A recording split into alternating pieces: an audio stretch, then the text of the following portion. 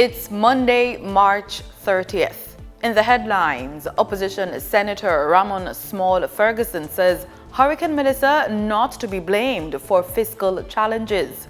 In business news, utilities regulator to investigate National Water Commission's billing practices. Regionally, Trinidad and Tobago blindsided by Caricom Secretary General's reappointment. And in sports, Jamaica College and Edwin Allen are still celebrating their victory at the ISA Grace Kennedy Boys and Girls Athletics Championships. This is the news on PBC Jamaica. I'm Simone Absalom Gale.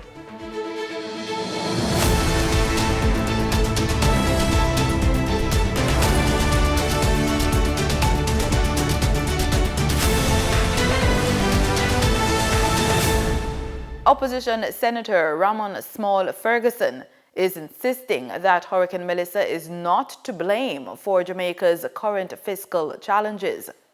Speaking in the Senate on Friday during debate on the 2026-2027 appropriations bill, Small Ferguson argued that the storm only exposed existing economic weaknesses. These factors point to a fiscal position that is increasingly dependent on temporary measures, shifting policy around, and non-recurring inflows to maintain balance. In other words, the apparent strength that's boasted about masks emerging structural pressures.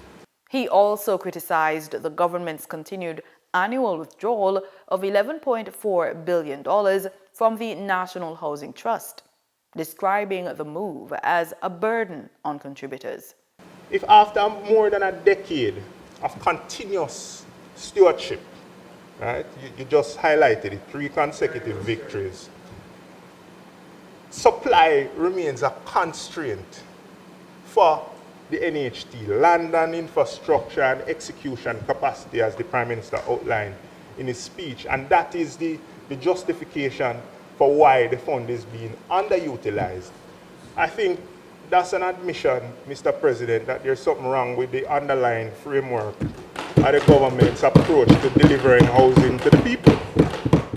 The opposition senator further raised concerns about the asset tax, noting that it was intended to be temporary but remains in effect years later. Showing up in our recent fiscal outcomes is the fact that they've been supported by one-off, non-recurring transactions. Right? While these have generated significant inflows and in and of themselves are not a challenge if done right, they do not represent sustainable sources of revenue. Right? Government Senator Keith Duncan, in responding, pushed back against the criticisms, maintaining that the Andrew Holness-led administration has managed the country's finances responsibly. The NHT will be spending 53.7 capital expenditure this year, which is almost 50% of the total public body spending, not central government, public body spending of over $100 billion. $53.7 billion on housing solutions. This year, starting construction over 10,000 units. There is alignment across the financial sector, economists, on either side of the aisle of it being a distortionary tax. And the Honorable Nigel Clark and everyone has spoken to that. But we must make tough fiscal choices. And this government of Jamaica, the Andrew Holness-led administration, will make tough fiscal choices. 25 residents in St. James are now benefiting from improved housing following the completion of a pilot project under the Mayor of Montego Bay's Adopt a House program. The initiative was launched in response to the widespread damage caused by Hurricane Melissa across the parish last year. The $3.5 million pilot project officially got underway in February at the St. James Municipal Corporation. It is a partnership involving the Community Dreams Foundation, the Mayor's Charity Fund, and the Rotary Club of Montego Bay. As part of the effort, the Community Dreams Foundation developed a digital platform to coordinate disaster response, covering everything from emergency relief to long-term rebuilding. The system allows both local and international donors to contribute directly to the mayor's charity fund or to sponsor specific homes through secure transactions. Organizers say the program is expected to expand with a target of rebuilding at least 500 homes across St. James. Career Day is about more than costumes and career dreams. It's about preparing students for realities of today's competitive job market. At Kitson Town Primary School, that preparation started early as students explored a wide range of professions during a dynamic and interactive Career Day initiative. Principal Dr. Donna Jarrett says exposing children to diverse career paths from a young age helps them see possibilities, build confidence, and begin shaping their future. Danita Rodney reports. Career Day is more than a school event. It is a gateway to the future. It gives students a chance to explore careers, meet professionals, and better understand the skills needed for today's job market.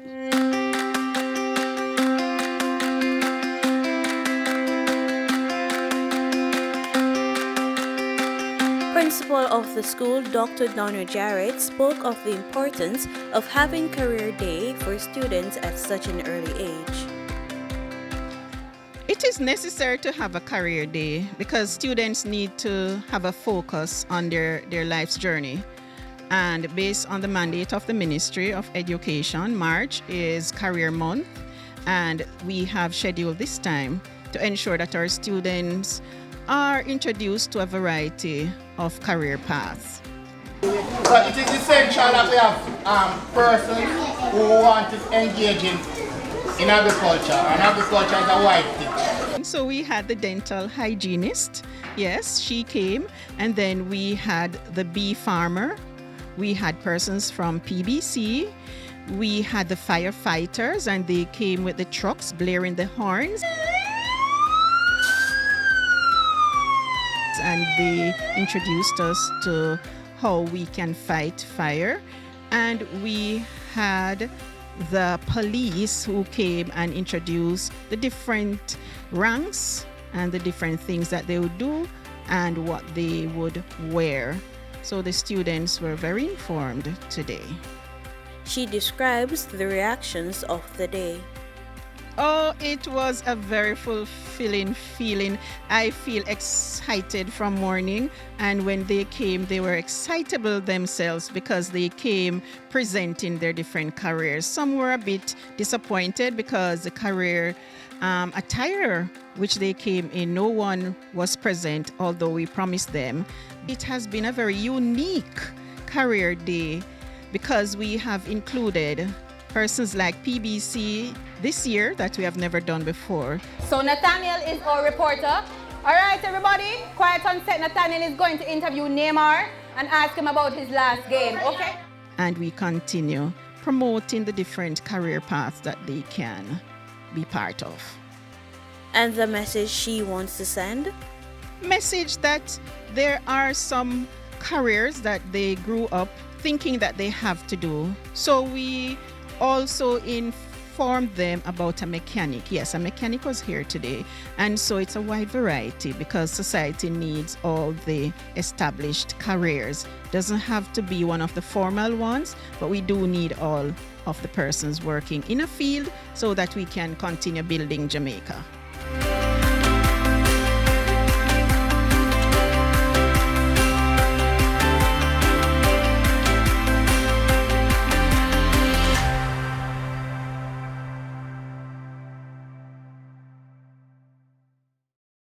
Time now for the Business Report with Denise Williams.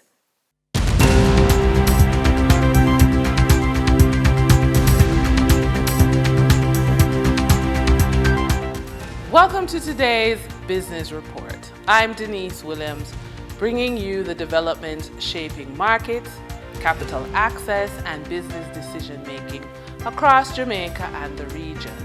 Let's get into the stories that matter.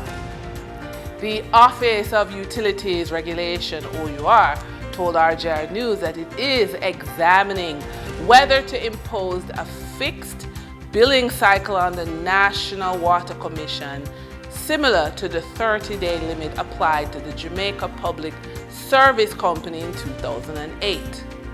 Under the arrangements, customers cannot be billed for more than 31 days.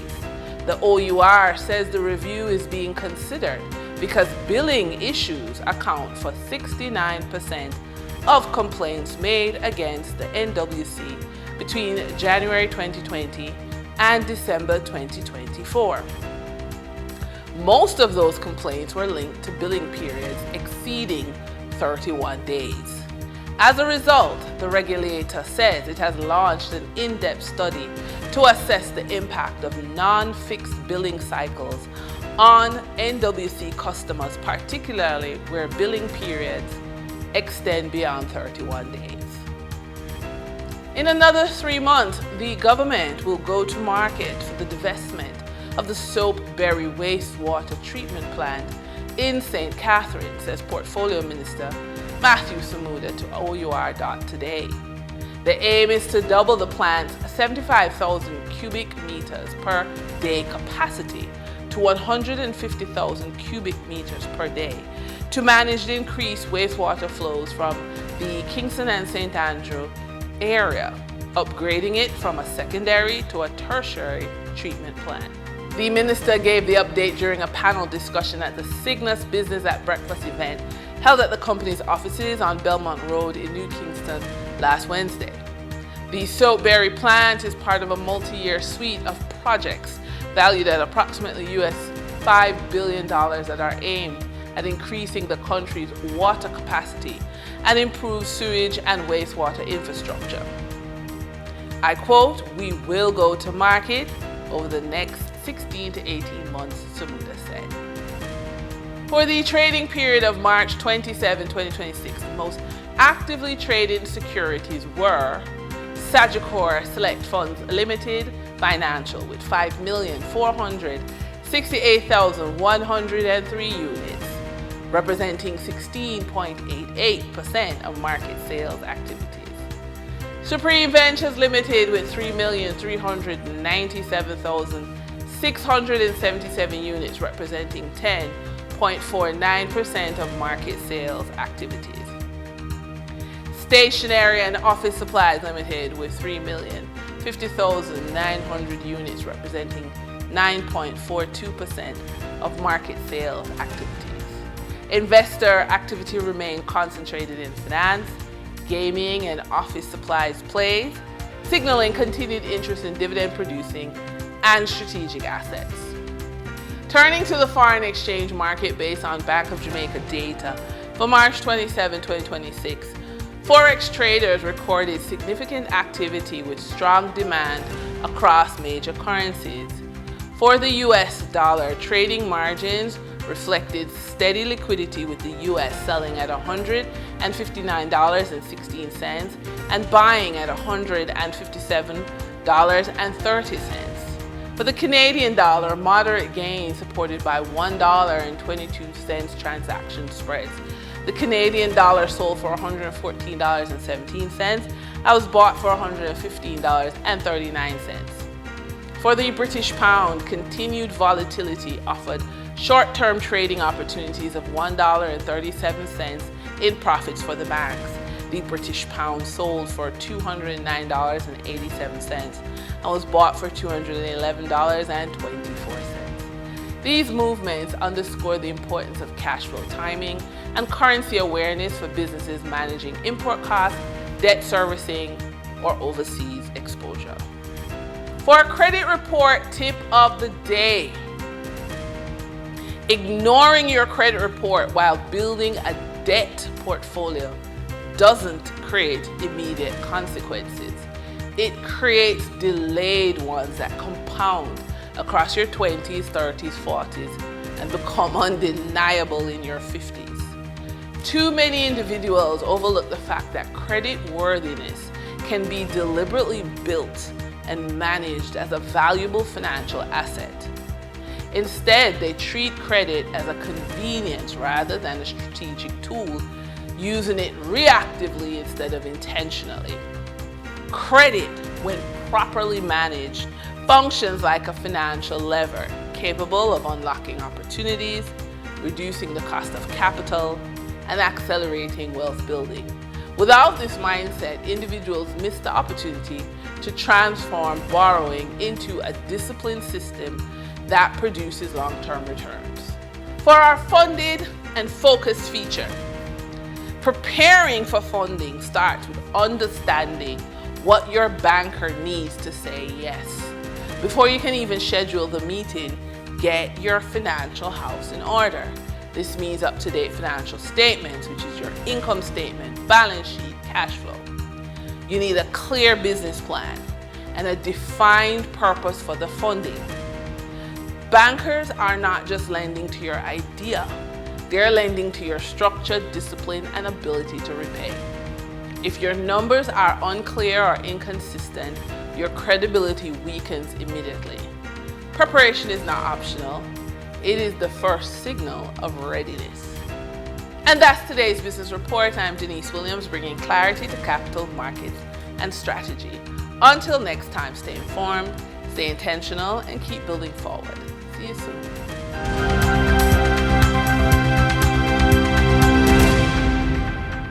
In regional news, Minister of Foreign and Caricom Affairs Sean Sobers says Trinidad and Tobago was completely blindsided by the reappointment of Dr. Carla Barnett as the Secretary General of Caricom. Speaking in the House of Representatives on Friday, the minister raised concerns about transparency, noting that Trinidad and Tobago was not invited to the meeting where the decision was made. The details in this report. Trinidad and Tobago was not invited via email, telephone, or in person to that meeting where that particular decision was made. Minister of Foreign and Caricom Affairs Sean Sobers said the matter was not placed on the agenda for the recent 50th Caricom Heads of Government meeting and was not discussed at any level. A meeting of the Caricom Community Council, the second highest decision-making body in Caricom, which I attended, was held on the 24th of February 2026, and this matter was not discussed. On the 25th of February 2026, the plenary session of the Conference of Heads commenced, and the agenda for the meeting was approved. The issue of the reappointment of the Secretary General, again, was not placed on the agenda. The minister warned that any decision taken without full participation could be inconsistent with the revised Treaty of Chaguaramas. It is the unequivocal position of the government of Trinidad and Tobago that decisions taken at any meeting of the heads of government of the Caribbean community, whether held in plenary or caucus, in which all member states are not properly allowed to participate in, according to Article 24 of the revised Treaty of Chaguaramas, are ultra vires the treaty. The actions taken by Caricom under what was obviously terribly procured advice once more demonstrates the need for transformation in the way Caricom operates. Minister Sobers said the country must demand the respect it deserves, especially since Trinidad and Tobago remains Caricom's largest contributor. Some of the annual payments made to some of the major Caricom institutions include, and this is by Trinidad and Tobago, the Caricom Secretariat, $35.5 million TT dollars. The Caricom Development Fund, $25 million TT dollars. The Caricom Disaster Emergency Management Agency, $1.4 million TT dollars. Caricom Impacts, $16.1 million. The Caribbean Examination Council, $10.3 million. Minister Sobers said, despite the concerns, the government's commitment to Caricom remains firm. Trinidad and Tobago remains committed to the revitalization of Caricom, particularly the operations of the Caricom Secretariat, to ensure it is fit for purpose and addresses the needs of the people of the region.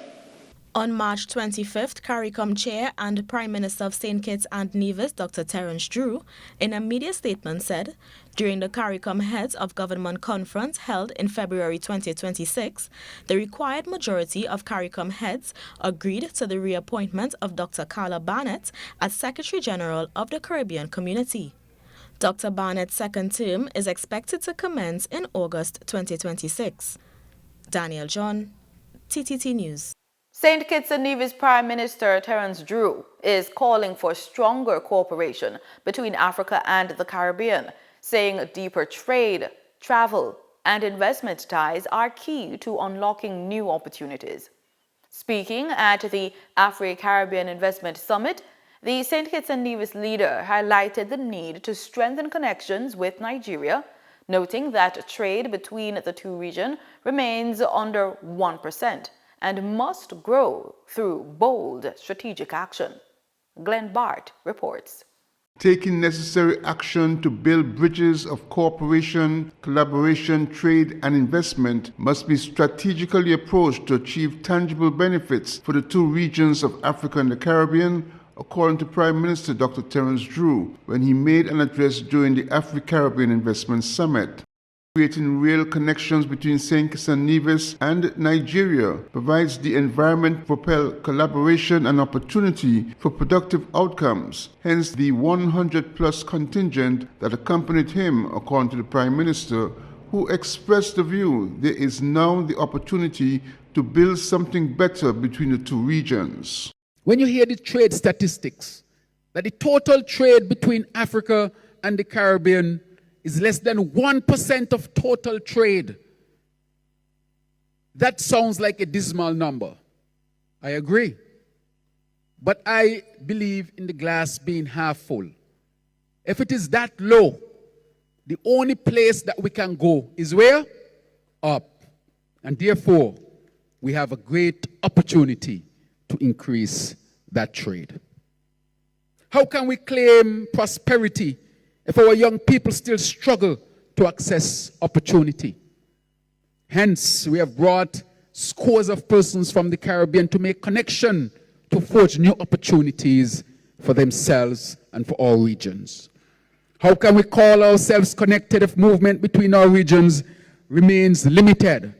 Why do we have to fly north to come south? Why can't we just fly across the Atlantic Ocean, which takes just a few hours for us to connect with each other? These are not criticisms, they are necessary reflections, because progress begins with an honest assessment. We share a history shaped by systems of extraction and imbalance, but we also share resilience, creativity, and the capacity to transform challenge into opportunity. Prime Minister Drew said the transformation required between the two regions will not happen by chance. As he explained, it will require leadership, courage, and decisive action. Glenn Bart reporting for SK Newsline. In sports, we go trackside with athletics. Jamaica College brought the curtains down at the 116th Issa Grace Kennedy Boys and Girls Athletics Championships, with victory in the boys 4x400 meters in 3 minutes and 8 seconds, cementing their overall team victory. In the team standings, Jamaica College and Edwin Allen secured the boys and girls victories respectively. It was Jamaica College's 23rd boys title, while Edwin Allen secured their 11th girls title. World under-20 200-meter bronze medalist Shanoya Douglas took the 200 meters in a world under-20 lead and a national under-20 record of 22.36 seconds. In the under-19 boys discus, Joseph Salmon won with 67.55 meters, breaking Travis Michael's Jamaican under-20 record and moving him to 8th on the world under-20 all-time list. Tiana Marshall set a championship record of 12.98 seconds in the semi-finals of the under-18 100 meters hurdles, then secured gold in the final in 13.33 seconds. Marquise Page rebounded from his falls start in the 100 meters final a few nights earlier to set a championship record of 12.98 seconds in the Class 2 boys 110 meters hurdles semifinals. Page won the final in 13.06 seconds. After 46 events, Edwin Allen sat atop the standings with 338.5 points, ahead of defending champions Heidel 259.5 points and Homewood's 167 points, Immaculate Conception 110 and St. Jago 91, rounding out the top 5. On the boys' side, after 42 finals, Jamaica College ended on 345 points, followed by Kingston College 282, Calabar 169.33, St. Jago 121.83, and Wolmer's 105, completing the top 5. And that's it for the news on PBCJ. You can follow us on our social media platforms at PBCJamaica. Thanks for watching.